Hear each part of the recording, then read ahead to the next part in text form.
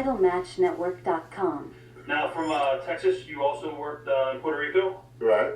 For Carlos and right. Victor. What are your memories of that promotion down there in Puerto Rico? Well, my best memory is Brody walking in the shower and coming out with his guts hanging out. Well, I'm going to talk all about that. That's my best memory. I don't know about your best. I think he means his worst. But before this gets started, people say they don't believe some of the stuff. Tony been talking about this, the Brody things on DVD. Been watching since 2005. It's a different DVD, but yeah, since 2005. Heard him talking about that several times. Don't know him, but I don't think he's lying. He was the only person that said he was lying was New Jack. He didn't believe, talking about he ran away scared or something, or he wasn't there or something. But yeah, talking about this since hearing him talk about this since 2005. A Puerto Rico, him getting stabbed to death there, you know. What exactly happened in your... We've done interviews with Savio Vega. I've done interviews with Dutch Mantel and a couple other guys that were in the locker room at the point in time when it happened. Bobby Jaggers talked to us. What is your view on what happened with Bruiser? I don't have a view. You know what happened. I don't have a view. Well, Brody was sitting there on the steps of the Tanamount. And I came out and I asked Brody, I said, you need a ride? He said, well, Jose's supposed to pick me up. They rode together the night before. Then I said, well, you can ride before I give you up. And I had a buddy that works at the gym called the Monster Factory. So him and his wife came to pick me up, and Brody, myself, and Dutch Mantel, we got into the car. I remember saying that. Sat in the back, and Brody and Brody sat up front. And my buddy's wife sat in between Brody and him. We got to the building. I was sitting there. I was doing a portrait of Mark and Jay Young. The artwork. Yeah. And Brody come over and said, oh, that's good, Tony. I didn't know you could draw like that. That looked just like them guys. He said, can you do a picture of my kid for me? So I said, yeah, give me a picture of your kid. When I said that, Jose came by and said, Brody, can I see you? So they went in the shower. And they walked in the shower. All I hear was, so I jumped up, because I was about as far from here to you from the shower. I dropped my iPad, and I saw Brody bending over holding his stomach. Jose had a knife like this. Carlos Colon cut in front of me, grabbed Jose by the arm, pushed Jose up against the wall, said, no, Jose, no, Jose. Jose come down with the knife, cut Brody's ponytail off. Yeah. I pulled Brody out of the shower. I laid him down on the floor. Now, we waited for the ambulance. Now, as I was there waiting for the ambulance, the thing that shocked me the most was the guys getting dressed for the show. That was the most shocking thing to me. So then the guy couldn't lift Brody. He said, can anybody help me lift him? And I said, I can lift him. So I go to pick up Brody. Brody said, don't drop me, brother. I said, brother, I curl more than what you weigh. So I set him in the thing. And the man said, if somebody want to go with him, they can go with him. So I got on the ambulance, and I figured as I jumped on the ambulance that I couldn't, I don't speak Spanish. So I have a buddy of mine that spoke Spanish. I reached out the car. I was pretty powerful back in my young days. I grabbed him by the back of his shirt, and I drug him behind the ambulance until he was able to pull himself in the ambulance. I went to the hospital. So I sat there with Brody for a while, and the doctor finally came in and looked at it, and I sat there while they took me in the operating room. So the guy come back out and tell me, said, we got him stable. So then I left and went back to the building. When I walked into the building, all I hear was laughing and joking. Patting each other on the back. Huh? Yeah, I remember. Now, like he said, he even said himself, he may have forgot one or two parts. Like he said, when the people said, can anybody help put Brody in the, on the stretcher? He said that Tony would say, I remember he said that morning, we said that the people did like this. They wouldn't turn like they didn't see nothing. And then, like he said, when he got back to the hospital, or got back to the arena, people was laughing and joking. I said, all right. And it's like, this ain't the time to be laughing and joking. The man almost got killed. Oh, nobody ignoring it. Know about that. But yeah, that is something. He been telling the story for, say, oh, 5, that's what, 15, 16 years. So, yeah. So the story don't really change much. But, and seeing something like that, that's burned into your brain. Oh, great match they had. How wonderful this was. How wonderful that is. And I'm standing at the door. I said, a man just got stabbed in here. Yeah. And everybody's acting like nothing happened. So this policeman's coming over.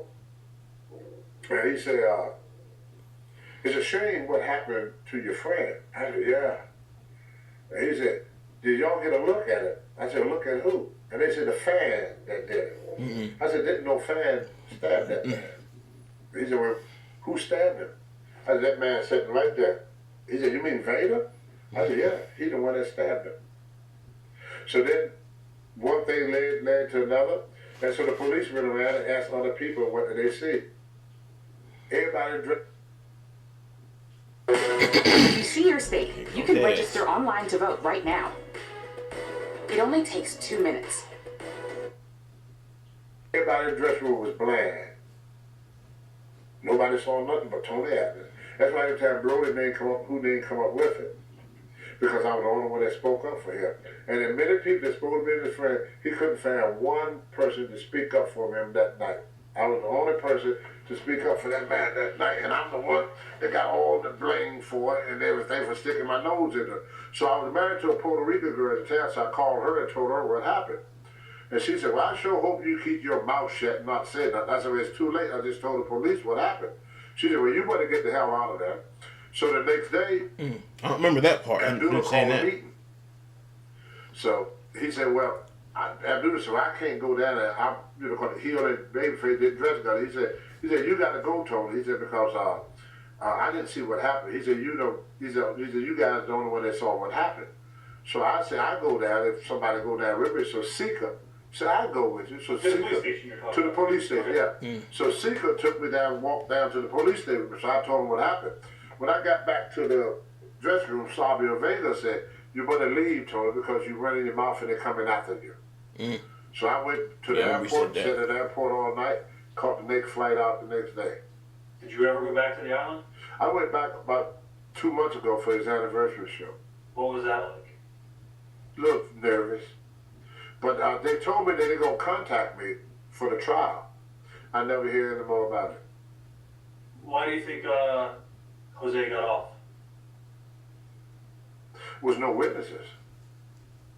I was the only person that would speak up, and when I didn't show up, that was pretty much the end of it. Why do you think they never called you to testify? Do you think they paid off, or? I thought they didn't want me getting killed. I would have never testified. You know that. Right. How far do you think I would have made it to that courthouse? You would have killed. I would have been killed. And I don't think the cop wanted another death on the hand. I wouldn't be here telling the story if I went back there. Did you ever run into the invader again, Jose? Oh, yeah. But that wasn't between me and him. It was just I saw something. Like if I see something happen to you, like I said, I'm from the hills of Virginia. And us old Virginia bridge runners, I just can't sit back and watch something happen to you and then sit back and, and not say nothing about it. Or act like I don't know what's going on. I can't do that. It's not in me. I wasn't raised that way. What did Invader say to you when you guys ran into each other again? Nothing. Totally Yeah, quiet. it was like, we just talk about old days, talk about wrestling, Wow. Yeah, That's a crazy story. yeah. Did other guys, did you ever look it down on them for going back? Like I know a lot of guys said they weren't going to go back and work for the territory. No. A lot of guys went back. No, because that's the wrestling business. Right. You don't have friends in wrestling, you have business associates. If you leave this business, you got 2 friends or 1 friend, consider yourself lucky.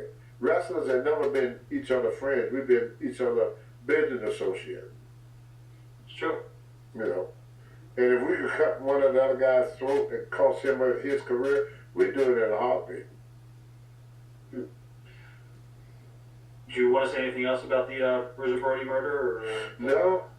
I just wish that it never happened. That's, was a horrible thing. And what it did, it destroyed everything we loved about Puerto Rico. Puerto Rico was like a paid vacation.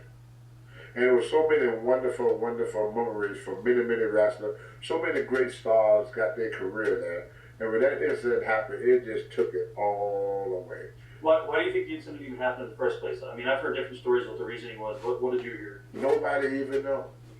Okay. It'd be very hard to speculate, because what happened between them two, the only one who really know is Jose and Brody. Okay. There was no argument or nothing. Right. There was nothing. He walked in, Jose said, "Can I talk to you?" Brody said, "Yeah." He walked in the shower, he got stabbed. It was just that simple. There was no argument, no fussing, no shouting, no nothing. There was nothing to show why or where or when. That's what it is. Crazy. Yeah. According to Kamala Harris, the economy. Oh Lord, it's Kamala Harris. They saying it was over money or something, but I don't know. But Tony's told about the same story about 5, 6, 7 times. So he said, "Oh, he wasn't there and he ran away scared," and then I don't know about that. And I remember it was one part Tony got pissed off. Oh, when they said a fan, that's another time he was talking about it. When they said a fan did it, Tony got real pissed off. He wasn't no damn fan. He says, I remember it might have been Boston Wrestling or another company. He was like, and who did it? He's like, that MF right there. And he got hot all over again. Oh, the fan did it. But yeah, that was something. But to me, he told the same story the same way, just about every time.